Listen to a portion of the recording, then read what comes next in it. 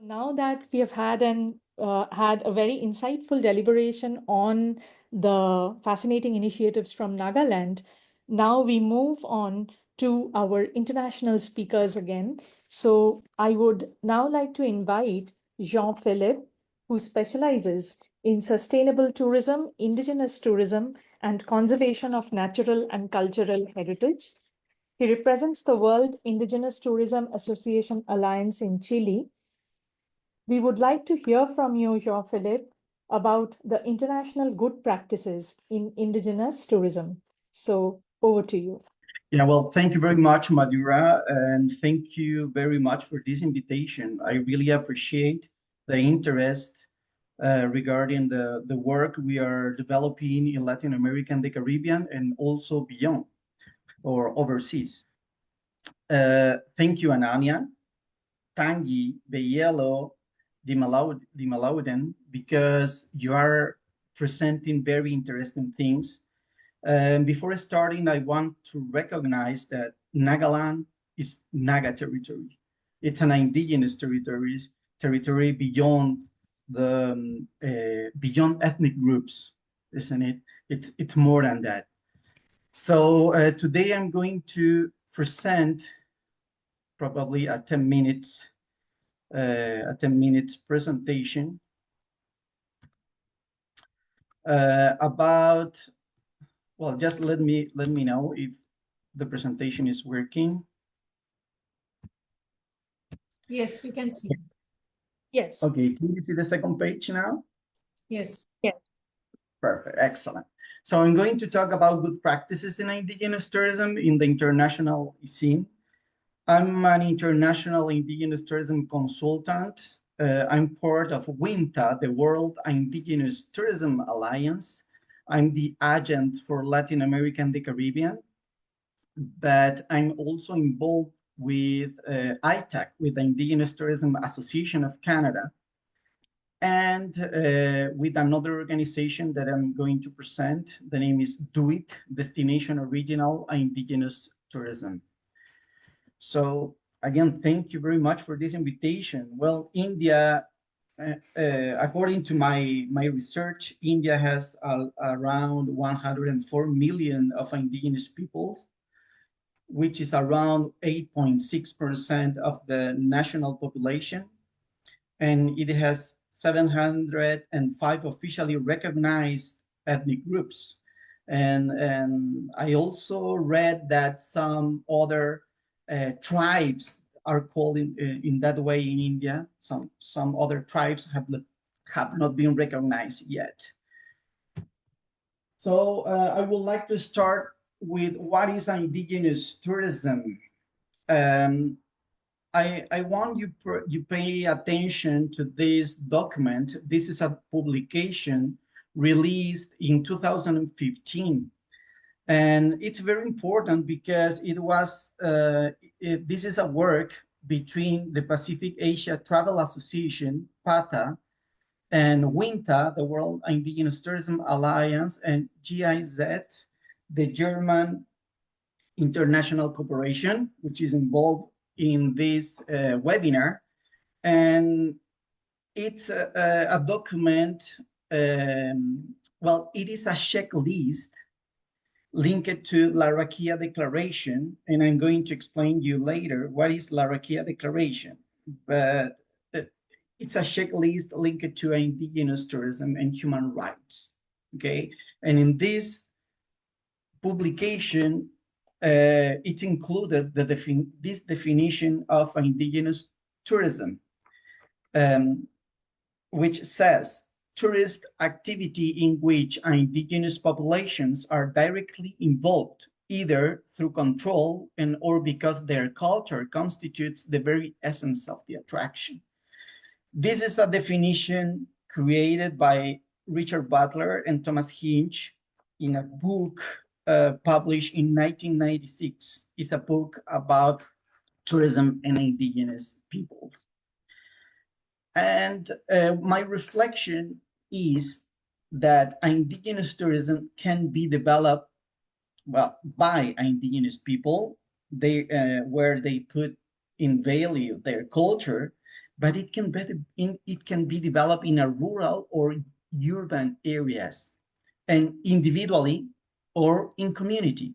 It's important to say that, because in many countries around the world, there is a confusion about community-based tourism or community tourism and indigenous tourism. And community tourism is a way of it's a way in which you can work tourism or you can develop tourism, but not necessarily an indigenous community. It could be developed by a non-indigenous community and the diversity of them.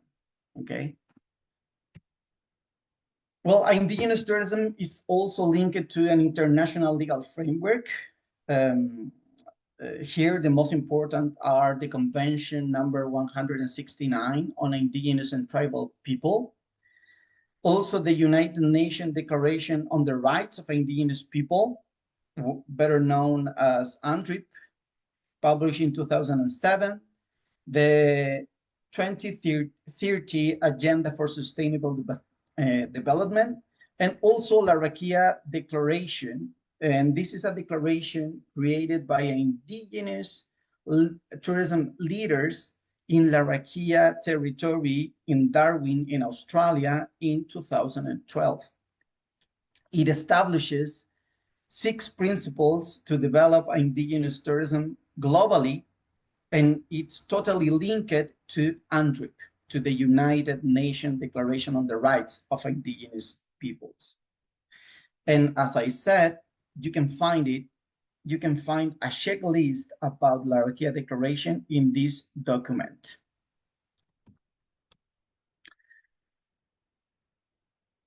I really like it when Lima Liuden said that collaboration is the key.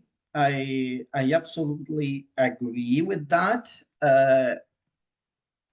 To develop indigenous tourism, all the different actors must work together, and all of them can support with good practices. Which are these actors? Indigenous communities, entrepreneurs, and organizations, the international corporations, NGOs, and others, government agencies, the tourism industry, and also the academia.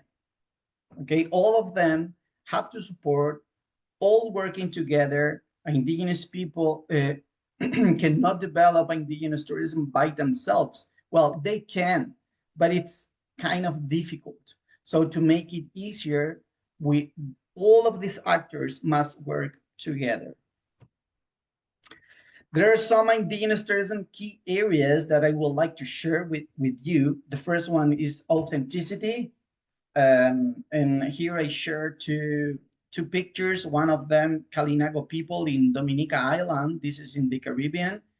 And the second one to the right is Coya people. This is Coya territory in the north of Chile. The second one is quality. It's important that indigenous experiences advance in quality without losing the authenticity. And here I share this this experience in Wendake community. This is Wenda people in Quebec City in Canada. They have a hotel museum with an incredible museum, and they also have a very interesting experience that mixes the modernity with the ancestral learning or knowledge. Okay, to the left you can see a picture. This is Auna Lumina. They have created an experience, a 6 million Canadian dollar experience to share their culture with lights and sounds in the forest. Responsibility is another key area. Responsibility with the visitors, with the culture, and with the community, because there are some people in the community that probably don't want to work in tourism. So it's necessary to hear them and respect them too. Another key point or key area is market readiness. It's important to advance in this. It's important to understand that there are rights for indigenous people, but there are also duties that indigenous people must work on. So there are already some indigenous methodologies like this one, the national guidelines created by ITAC. And it's also necessary to work in the market expectations. Tourism is an industry, and for some indigenous people, sometimes it's difficult to understand that it's an industry. So you have to work to in these market expectations, and also in government agencies rules. There are some rules that you have to work on. You need to accomplish these expectations. And there are also some certifications, but not some. There is just one international indigenous tourism certification. The name is the Original. This certification was created by also by ITAC. ITAC is the Indigenous Tourism Association of Canada. And now ITAC is working with Maori tourism in Aotearoa, New Zealand, and IANTA in the US. IANTA is the grassroots indigenous tourism organization in the US. They are working together for in this international certification. Another key area is the training. Training is very, very important. In many indigenous peoples and different communities around the world don't know or how to work in tourism, or they are not experts. So it's necessary to advance and to offer training. Planning is also very important. Planning the territory. I have seen many destinations that have been opened to tourism, and they have not been planned in advance. So it's necessary to do some planning before opening these destinations or communities. The international markets promotion, it's also very important to promote the experiences. And here I want to share with you, there is an international indigenous tourism movement, very important. I didn't include all the grassroots organizations and supporting agencies. Actually, I will add GIZ here too, because the German International Cooperation Agency is supporting indigenous tourism development in different countries too. But here we can see WINTA with UN Tourism. This is the logo of the organization that was created by IANTA, by the US, ITAC in Canada, and Maori Tourism in New Zealand, the Destination Original Indigenous Tourism. There are other organizations like RITA in Mexico, the National Indigenous Tourism Network in Panama, Asontic in Colombia, WITOC in Perth in Western Australia. Well, Jean, we'll request you to conclude, please.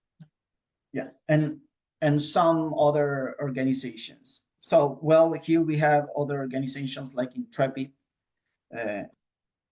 WINTA and UN Tourism have been working together during many years, since 2012 until today, with different publications.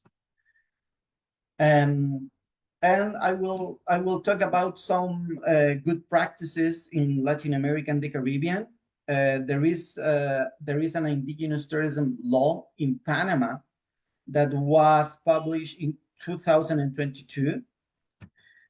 Bolivia is also developing a certification through Red to Soco.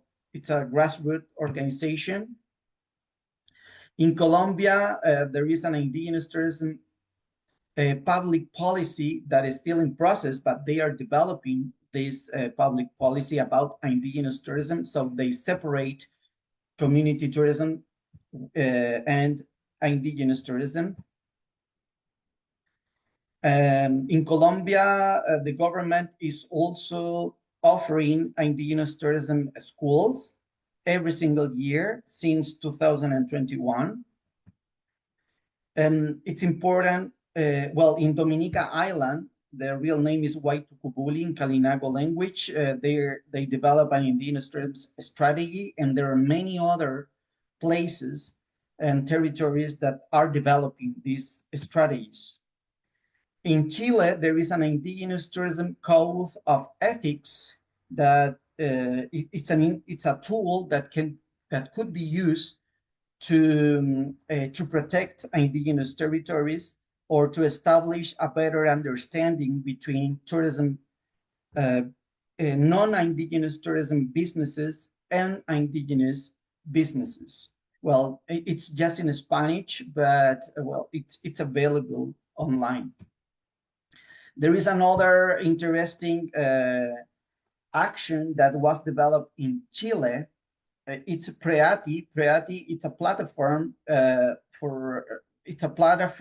that for indigenous tourism data and analysis.